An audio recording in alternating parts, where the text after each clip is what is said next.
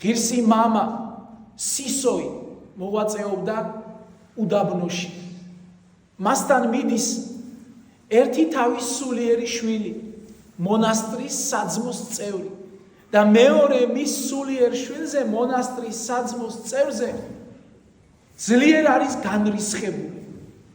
უყვება მის შეცდომებს და შურის მგებლობის სურვილი კლავს, რომ მას პასუხს აგებინებს და მას ეს ცუდი საქციელი არ შერჩება და ის შურს იძიებს.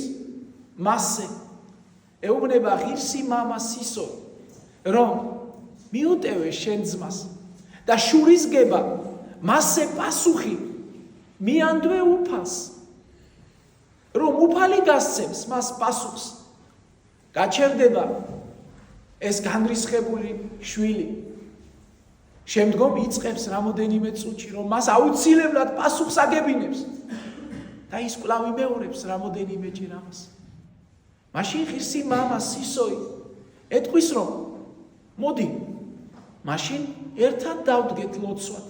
დათანხმდა განრისხებული შვილი. დადგნენ ლოცვად. ღირსმა მამამ ხელები აღაპყრო ზეცად და ილოცა ამ საოცარი სიტყვებით. უფალო, ჩვენ შენი დახმარება, შენი შემწეობა აღარ გვჭირდება.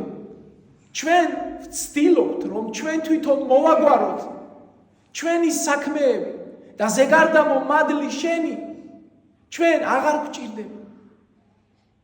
გაიგონა სულიერმა შვილმა, რას ლოცულობს მისი მოძღვარი, მისთვის დაემხო, ჩავარდა წინამძღვრის მუხლებში და უთხრა, რომ მე ყოველივე ვაპატიე ჩემ ძმას, მე მას პასუხს აღარ გავცემ და უფალმა გადაწყვიტოს ყოველივე. როდესაც წინამძღვარმა მის გასაგონად თქვა, რომ მე